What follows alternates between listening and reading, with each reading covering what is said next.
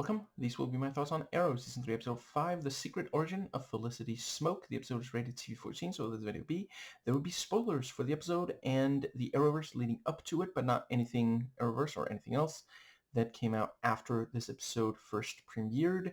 Another episode that I absolutely love. Let's dive right in. There's a couple of deleted scenes. Again, say it with me. Pretty sure they were just cut for time. One of them, I think I will just very briefly go over all. Yeah, so one was the let's see, Felicity sending her mom to the apartment still with Sarah, and one of them was a flashback where she talks about wanting to turn herself in, and Myron says, there are other ways to honor, the boyfriend. And, those, we can deduce something like that probably happened. The most important one was that it was Malcolm who told Thea, family is the most important thing, and it's because of love, even when that makes it difficult. Is it something along those lines, Because I was sitting there thinking, when did somebody say that to her? But, yeah. And I think those are all of them. Yeah. So I really thought it worked well to open the episode with the 3 sets of characters training, and then Felicity just, seemingly having a normal morning, but then her mom shows up. But yeah, and we get the, again, Roy notes that he's not sleeping that well, which by the end of the episode we understand why.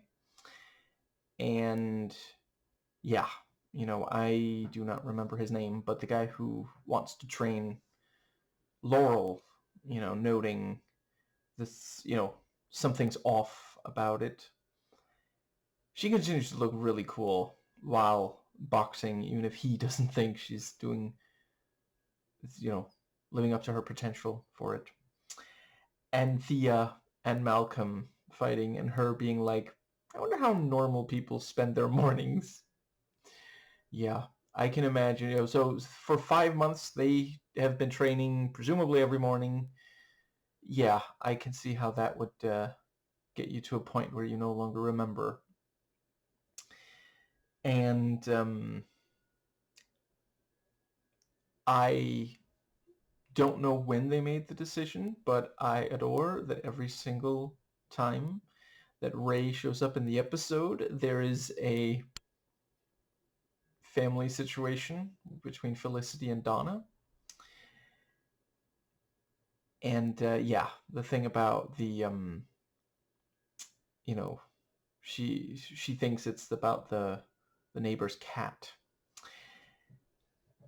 I think they did a really great job on the having another Robin Hood reference is not a huge surprise. I guess it has been a little while, hasn't it? There were several in season 1. But there are multiple movies that they could have chosen. Let's see. By this point, other than the one they went with, there's the Kevin Costner one and the Russell Crowe one. I appreciate the Taron Egerton had not come out yet. I would definitely say that of those, Felicity would probably prefer the Errol Flynn one. That definitely seems like the, yeah. And let's see, I think, yeah, so yeah, Ray, comes in and says he hasn't seen the cat either, and talks about how, he doesn't mean to be misogynistic, and is, where, is like, wait, am I saying that right? Is it misogynist or misogynistic? I can never remember. And the let's see. Yeah, then the other, the door opens a second time, and yeah, he thinks it's the neighbor. So yeah, and immediately, like it's one of those things where the first thing you see a character do can really define the character, especially in the mind of the audience. So I am very glad that they did, end up subverting it and adding more dimension. But yeah, at the start, she is like, now I know why Felicity at one point said, I may be blonde, but I'm not that blonde. That this is basically the kind of thing she was referring to, that her mom doesn't know how to send a text. And yeah, I really appreciated the exploration of this conflict of like, yeah, she feels like she's not enough for Felicity. Felicity needs or needed more growing up than Donna felt she could provide. And it's upsetting to her that she doesn't see any of herself in Felicity. And that is a thing that some parents actually do struggle with. And yeah, like by the end of the episode, I really do feel like they did a good job with her character, because like, yeah, she's not like a genius, but she means well. She tries to do the best she can, and really that's the most any of us can do, and she was there for Felicity, even though she felt like they had nothing in common, even though she, struggled to keep up. You know, we need more like this, more positive representation of single moms, because like, yeah, he was the one who left. Like it's so ridiculous how many misogynists, and I appreciate it's not only men, there are women who have internalized misogyny, but misogynists will act like it's somehow the woman's fault that she's a single mother. And as I've said other times, I do appreciate it's not always that the man left. Sometimes he ended up dead because, late stage capitalism is extremely deadly. The Onion actually just fairly recently, did a video. Let's see, I think it was called something like America Chooses Designated Survivor, which I think does do a really good job of reflecting, yeah. I don't agree with everything they say, but sometimes their satire really nails it. But I think that, yeah, so that brings us to, yeah, and he starts to introduce himself, Ray Palmer, and, she does have the watch, but it's, what was like hers was a 3 and his is a 6. So, and then he just gives her the 6. And, I really appreciate the way that they, and right at another point in the episode, in the scene, yeah, before Donna shows up, he's talking about how he wants to freely give the extra power that he's found a way to generate. I will say, before it was revealed to be Brother I thought maybe Ray had miscalculated and he caused the power outage or something. But yeah, and yeah, she's like, so you want to make money off selling all this extra power, and it's, yeah. He points out that electricity should be given away freely. It is something we all need.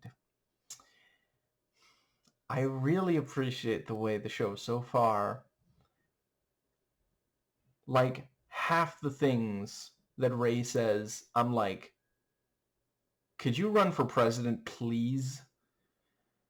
And the other half, it's like, I don't know if I trust this guy, really, really nicely done on that. And I did like the way he really is, like, there's a lot of people who would not treat Donna well, but he, yeah.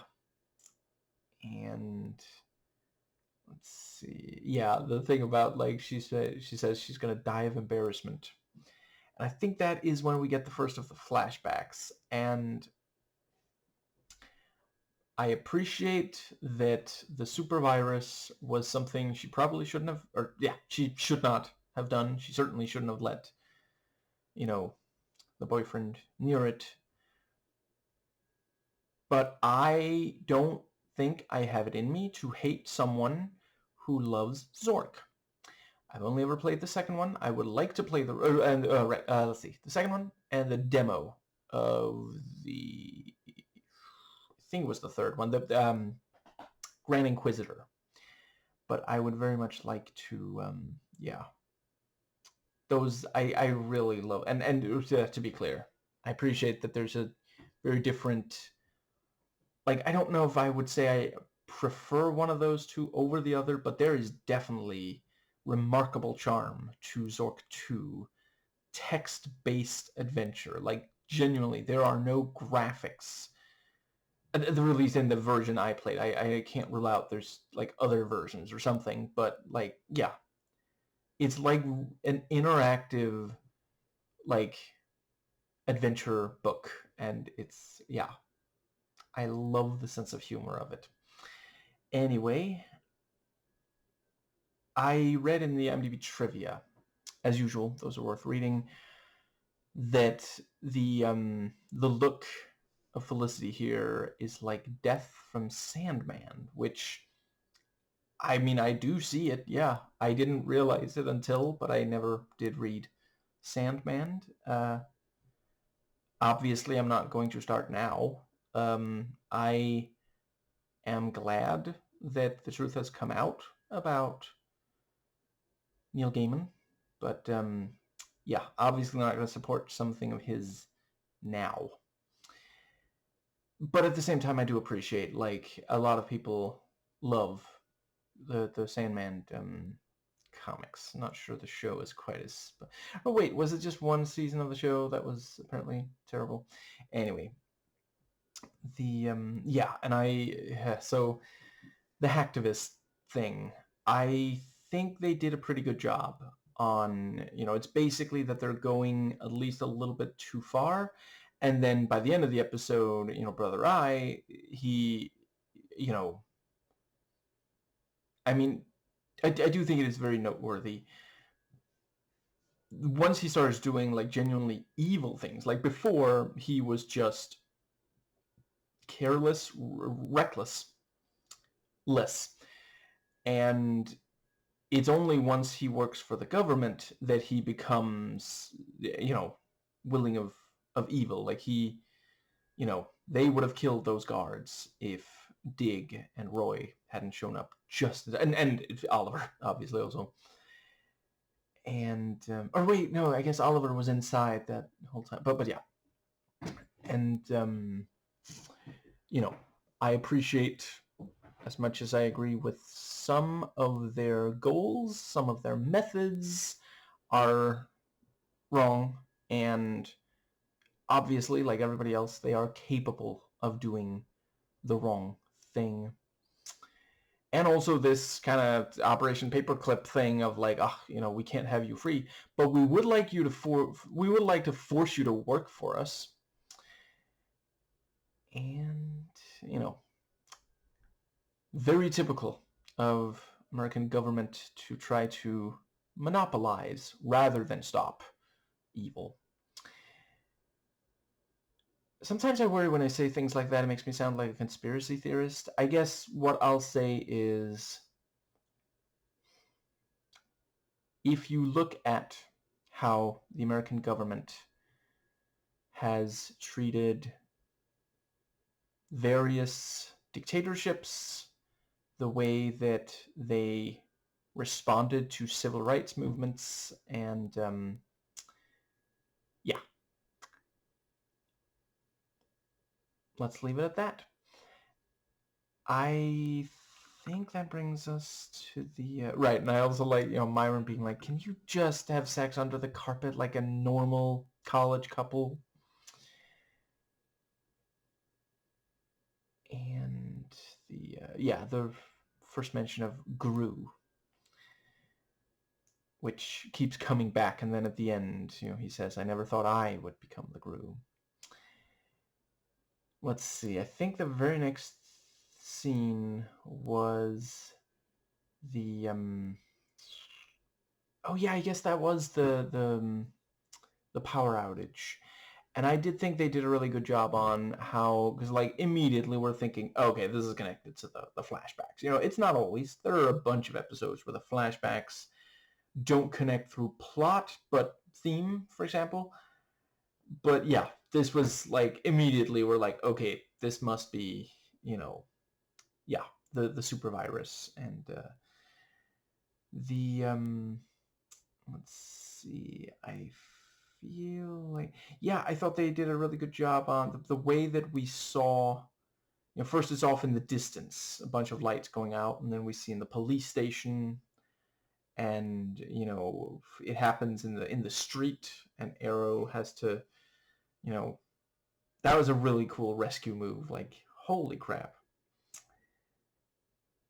for the crashing car.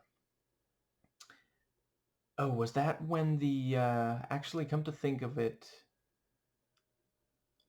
was that when Thea talked to Oliver maybe about the money and the thing, and yeah, she claims that she inherited after Malcolm, and even when he says that Malcolm is still alive, she doesn't come clean.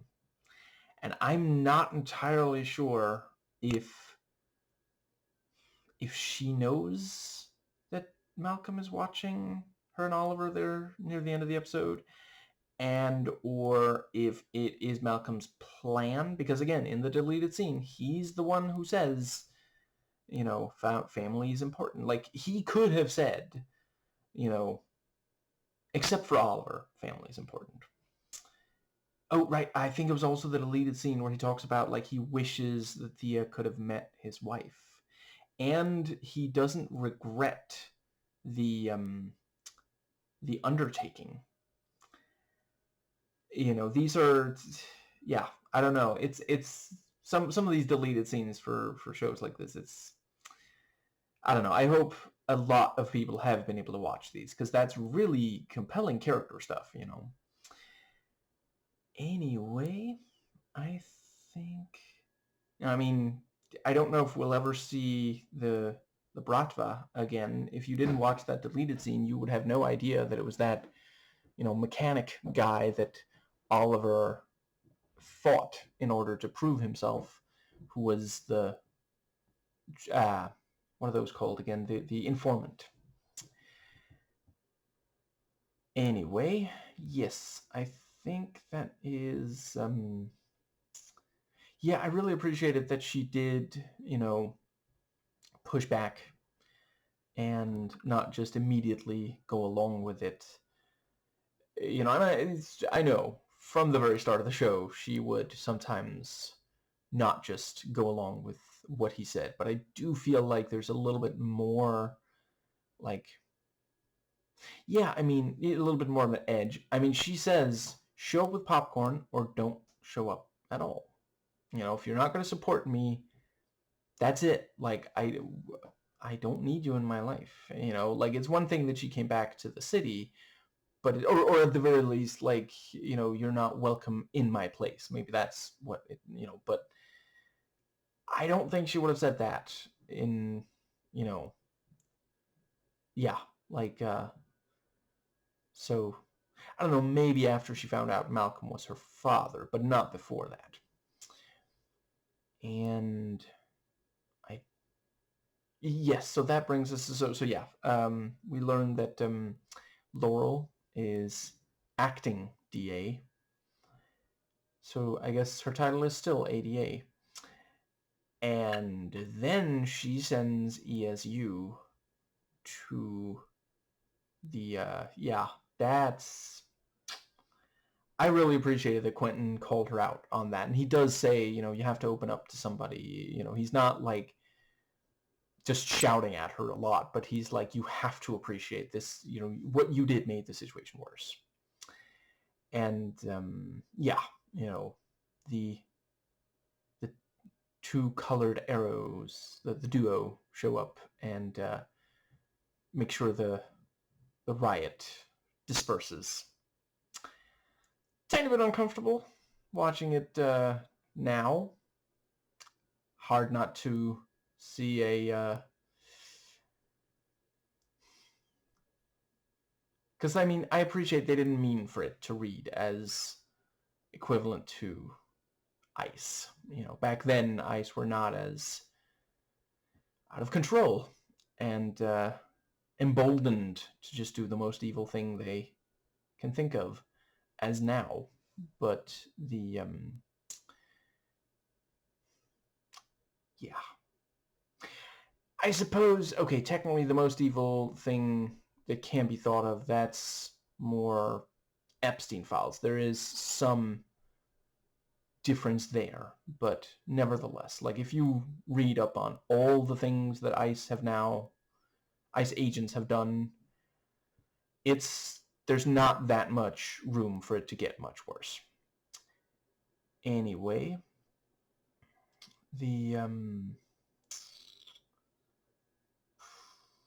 yeah, I thought they did a good job of, like, they're obviously invoking Anonymous, you know, that hacktivist organization, and yeah, thought they did well at that. I think that might bring us to the second of the flashbacks where he is arrested after sulking. Yeah, they do indeed imprison young Sheldon, which I guess would have prevented Big Bang Theory from ever becoming a show. So I don't know. I feel bad for Felicity, but I can appreciate. Yeah, I have heard that young Sheldon is at least somewhat better. Arts Cafe, my friend who requested I do Arrowverse, has also requested I do Young Sheldon. So it's on the list, but it's gonna be after some of this other stuff is completely done. Right now, 3 is my limit, and I'm not expecting that to change. You know, I'm doing Arrowverse, Walking Dead, and also, you know, right now, the third thing is, which technically was the first thing, you know, I'm finishing up the Marvel TV and streaming shows, but I do have other stuff, other streaming shows after that. Anyway, yes, so I think that does pretty much go. Right, as usual, they do a fantastic job on the acting. Like, we don't see that much from Myron and Selden, but with Felicity, we can really appreciate, like, wow, this is just a completely different person. You know, they went through something major. And then, you know, the last of the flashbacks closes the gap. You know, that's when she went and got a job, or decided that she was going to, you know. And I appreciate it is a trope in American media, this thing of, like, okay, if someone is going to grow up, they're going to have to stop being... See, I can never remember if you know, what is the difference between emo and goth, but the thing that the subculture that Felicity belongs to here, which is, of course, just silly. Like, there's plenty of grown adults who are still, you know, Cat Black, you know, remains... I should probably... No, I'm fairly confident. Goth. I believe she has said that she remains a goth. Or crap, was that in the past? I know there's some aspect that some people think of as immature that she still engages with, and I definitely don't think she's immature in the slightest. You know what? I am gonna very briefly mention she fairly recently did a video called Epstein Manufactured the Anti-SJW Movement. I Survived It. It's an excellent video. Now, I think that is when we...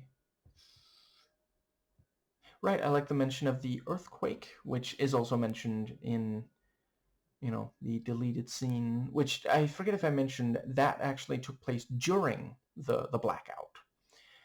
So, we can definitely see how, okay, it feels... I guess it wasn't quote-unquote missing as such, but yeah, she was essentially the only major character. The two of them, the only major characters we did not at all check in with during that. Not even briefly. And I like Felicity has to get Donna to Verdant and explain about, make up a lie about, like, I have to help my boss turn on, or for a friend to turn on his computer, so maybe you could just stay here. And both Ollie and Dig meeting her. Hello, Phil. Mom. Well, hello. And I really love that Dig, it already seemed like, okay, he's really going to be a devoted father to Sarah. He's actually, so I believe it's called a baby Bjorn. He's wearing, or anyway, he's got the baby on,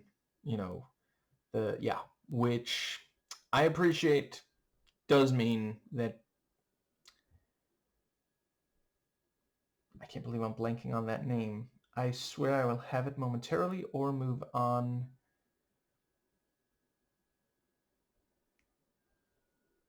I guess we're moving on. Okay,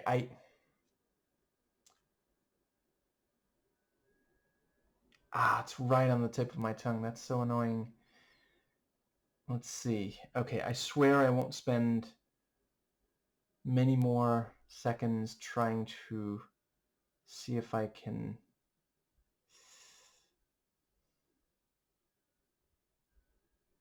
No, yeah, it is simply not. It is half-formed. Okay, my stubbornness took over. I'm just real quick. I believe I know a quick way to find it. So, oh, right, yeah, that's his name, isn't it? Yeah. I appreciate that the Dig carrying the baby like that does mean that Pierce Morgan now thinks that this is another man who has been completely emasculated. And then he'll whine about how, "Oh, I guess I'm being canceled by the woke mob," when a bunch of women come out and say, no, that's actually the most attractive that he's ever been. Which I feel like should maybe be a moment of reflection. Sweetie, you're not being canceled. No one's canceling you. You're just experiencing consequences. And I know for conservatives, that's a very scary idea. But, like, doesn't it matter more if women think that it's masculine or not? Like, there's nothing wrong with being, if you're a guy and you're into other guys, that's fine. But I'm pretty sure Morgan is straight. And as such, I think it matters more if women are still attracted to the Bond actor in question than if Piers Morgan thinks that it's emasculation. But yeah, I don't know. I just feel like it points to something about how, to a lot of men, masculinity is a performance for other men rather than for the sake of, being a good person, maybe attracting a woman. Anyway, let's see. So the yeah, and the thing about, like, Oliver not wanting Sarah in the basement, which, like, every so often there's someone in there who wants to cause violence against Team Arrow, so I can appreciate that. And yeah, Felicity saying, my mom is great with babies. Which I do also really appreciate, like clearly Felicity doesn't like hate everything about Donna. And let's see, I think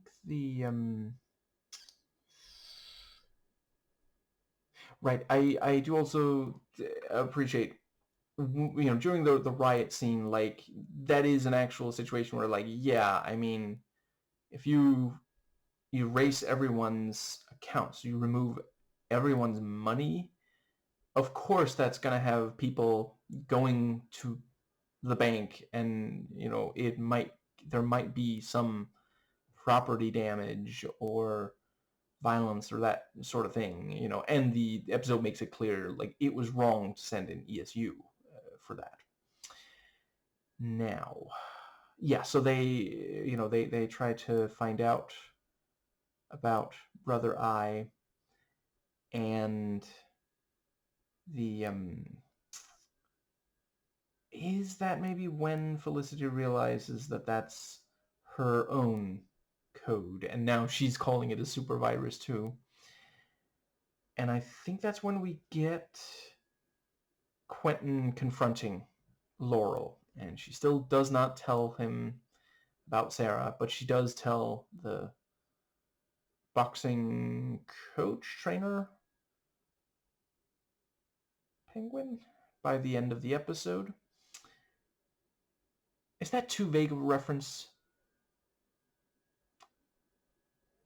Right now I forget the character's name, and the actor's for that matter, but the guy, the character, the actor who plays Rocky's trainer in at least some of the movies, also played the Penguin on the old, the Adam West Batman. Anyway, the I thought it worked incredibly well, the way that, it was subtle but effective. The camera, when he's talking about, like, how, she has to talk to someone, she has to open up, the camera pulls back just enough that we see the picture that shows both Laurel and Sarah, because that is what this whole thing is about. He doesn't know that, but she does, and we do, and it's on our minds, her mind, and yeah. I think... Oh, I cannot believe okay, I definitely have to mention, I loved the lighting during Thea and Malcolm training. This sort of, like, almost like moonlight kind of thing, just like blue light, blue hue, and not like a huge amount of it, but just enough that like you're never like confused about what you're looking at, but it's also like very moody, and yeah, the vibe was very different for all three of these opening, the training.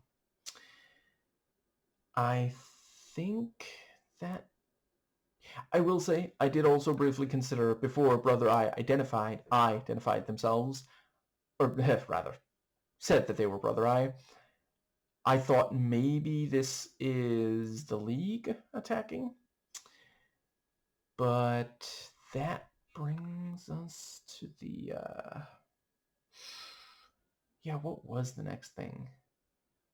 That might be when we get the flashback about how, yeah, she meets him in prison, and she's gonna tell them that it was hers, and he already said that it was his. And yeah, genuinely very sweet. As usual, the show does a great job of making us care about a character we don't actually get that much screen time with, and for like a chunk of his screen time, he is evil. And I think that is when Felicity... Let's see, we have the... Yeah, Felicity is at the yeah, she goes to Ray's because she realizes that she blames herself, even though, like, she didn't know that it could be this. And I also really appreciate her saying, like, I never imagined it could be this. I mean, I have a vivid imagination. I pictured Chronauts before they were developed. But the yeah, so she goes to Ray's because she can't go back to the apartment because Donna's there. And again, Ray almost immediately picks up on, he comes in and he's like, celebration time, and then he's like, you look like you could use a drink. And Donna shows up, and the I also really like the thing about Oliver Queen. How many billionaires do you know? And the let's see. I guess that depends on if you count Malcolm, because technically they're not exactly friends, but they met. But the yeah, it was a really great exchange there about the troubles for their family. Oh, right, in the that was also in the deleted scene, I believe. Donna calls Felicity by her full name, Felicity Megan Smoak, because she's in trouble. And the what was the other thing? Yeah, ultimately Donna walks away, and Felicity goes and starts the hacker tracer rather, and Oliver points out you really should talk to your mom, and unknowingly quotes Malcolm's words because he thinks he's just quoting Thea. And yeah, good thing that someone from Argus picked up Sarah before that could have gotten really unpleasant. I really appreciate it. I don't know if they're going to do it later, but so far they haven't really put the baby in danger. There have been like situations where, but there hasn't been like, for all the gunfire and, fighting and such on the show, that has not been near the baby at all, so far at least. And the but yeah, and she's like, so the babysitter showed up, said she worked for they work for Argus, never heard of it. And Phyllis is like, yeah, I think that's the point. And then they do have some of a conversation, and yeah, the thing about like, well, maybe I have something from you, or we have something in common. Both of us have blonde hair. And Donna points out, you dye it. Well, I mean, considering how slim everyone is on the show, I think they all dye it. Oh, Dyeit. Gotcha. And then, she notes she got an email, an all expenses trip to Starling City. And yeah, Felicity immediately knows that that's, it wasn't a competition. And they do that thing American media does sometimes, where as soon as someone realizes something, immediately it comes to fruition. Not unlike Wile E. Coyote realizing that, no longer standing on solid ground, and only then does gravity kick in. But yeah, genuinely really scary when they get taken. And now Liam Neeson's Taken sense is tingling. And yeah, it's revealed it is indeed Selden. And he explains, they, yeah, forced him to, they claimed that he suicided in prison. Oh, I guess this come to think of it, I think we already had the scene where the oh, hold on. I think that works better if I talk about that at the end of this video. So yeah, and yeah, he points out it really is just about money, Whoever said we were terrorists? And yeah, she points out, I'm the one who lost her way. And I think that pretty much gets us to the... Yeah, and he, he gets her to, at first she refuses, but then he threatens Donna. And Donna, the badass, like, don't you dare point that gun at my daughter, And yeah, I thought, like, with that, when Felicity later says, I got my tenacity from you, like, yeah, that 100%. Like, imagine telling someone that to point a gun at you rather just, yeah. And I think that is when we get the yeah, so Team Arrow joins Felicity there, and yeah, it was really, really cool that there were these three, fully automatic, like, yeah, actual machine guns, on motion sensors, and he moves so fast that he's able to take out all three of them without getting hit once. Just like, this is one of the things I love about comic book media. And the yeah, Dig and Roy together taking out the guys. It was really cool that, just like very last second, Roy arrows the RPG. And I thought they did a good job of establishing, like, yeah, because it's bulletproof glass, it's a money transport. They're able to prevent the vehicles from leaving with their gunfire, but it's the RPG that's going to kill the guards. And with it, taken out, that yeah. And I think that does. Yeah, it was also really cool that Felicity does actually, on her own, take out, which also, that helps, again, really close the distance between yeah, that's like, Donna uses her words and Felicity gets physical, but they both have this kind of, like, that takes guts to act like that in that situation.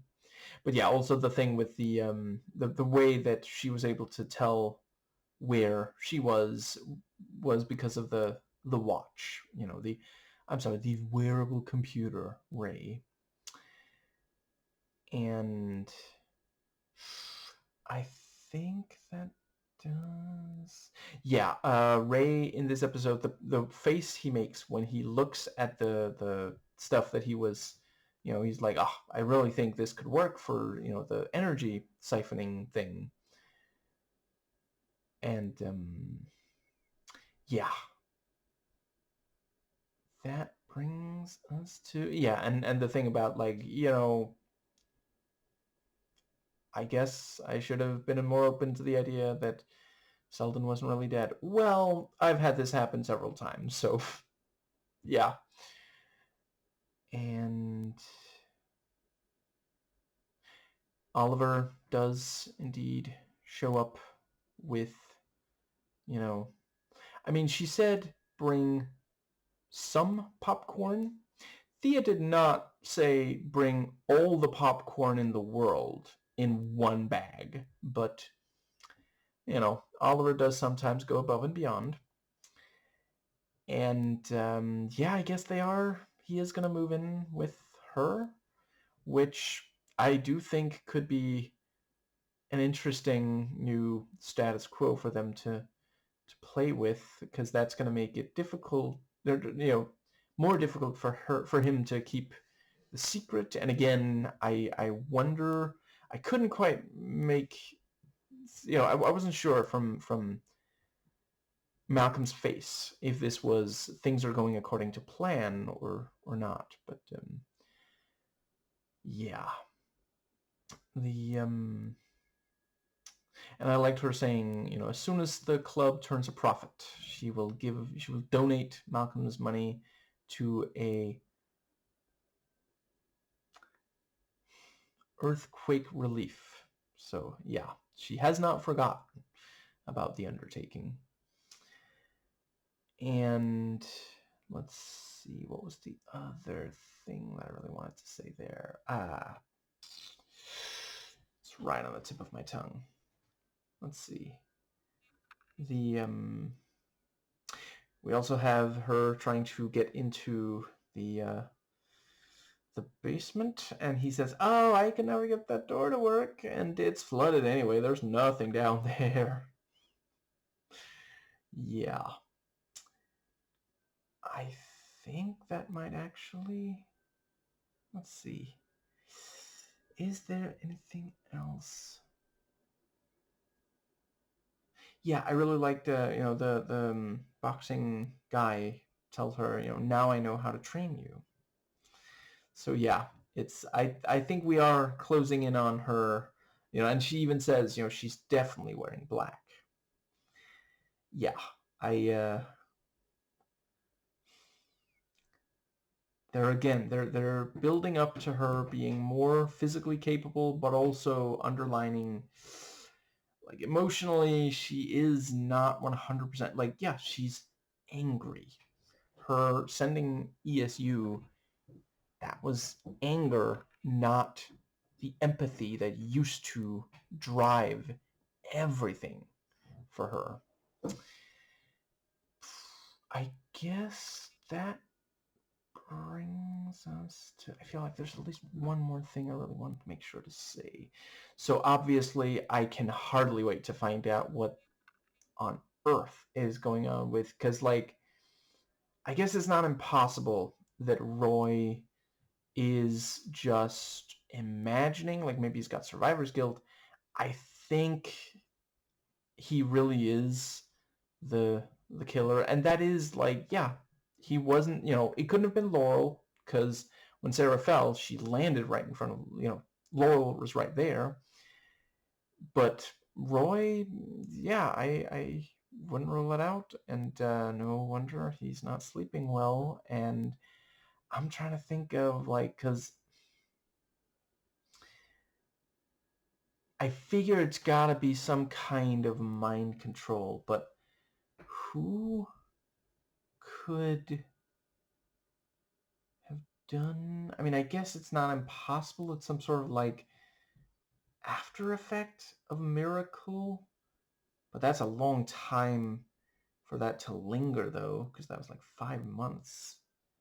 Yeah, I'm genuinely not entirely sure, but I'm very, very excited to find out. And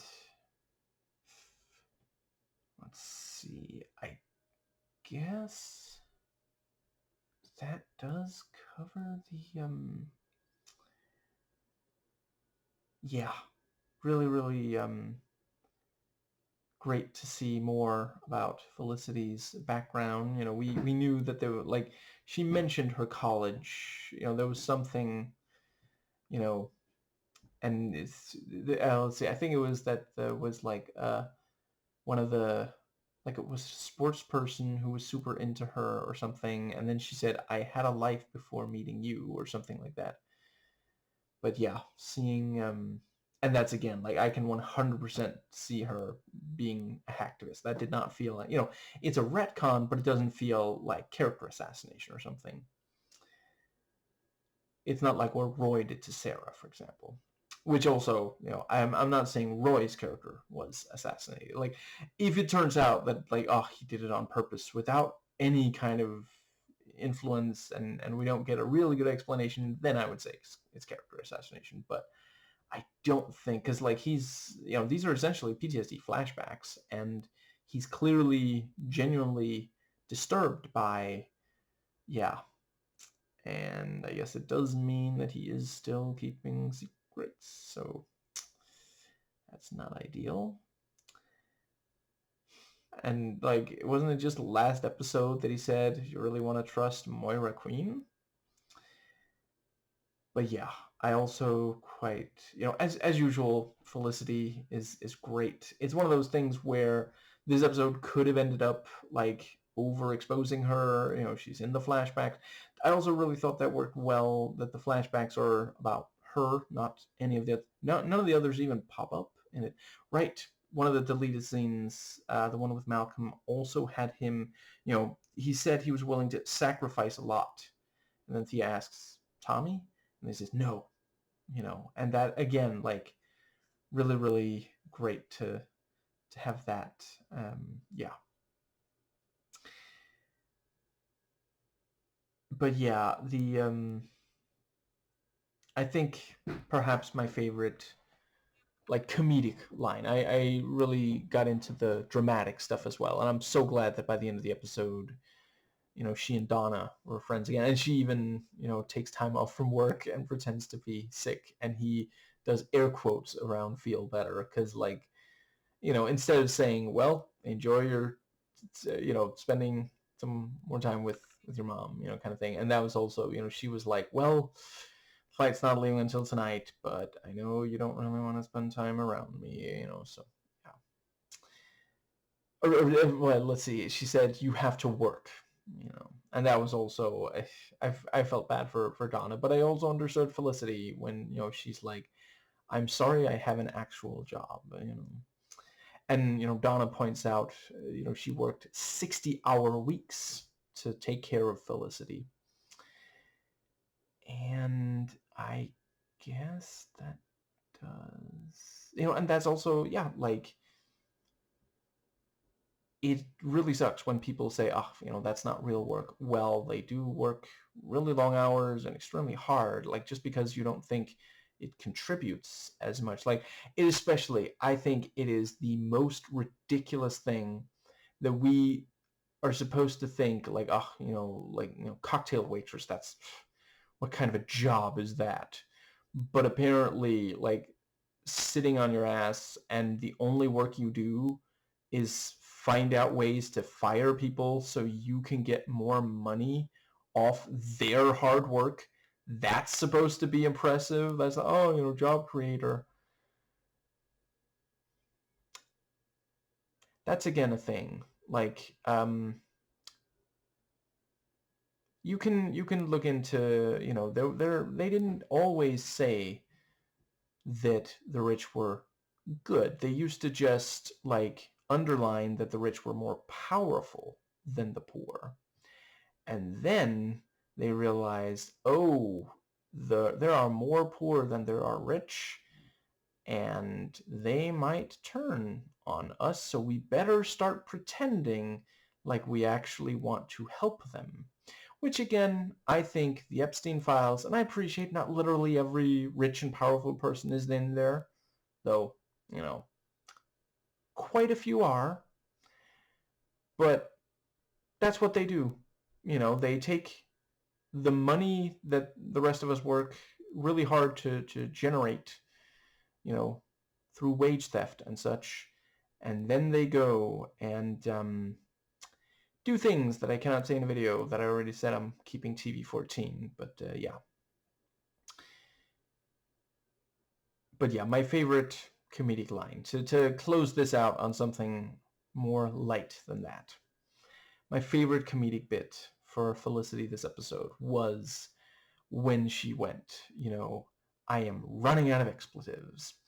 And that does have to be, like, such a hassle, because she's already strained by the fact that she can only deliver them when the camera isn't on her character at all.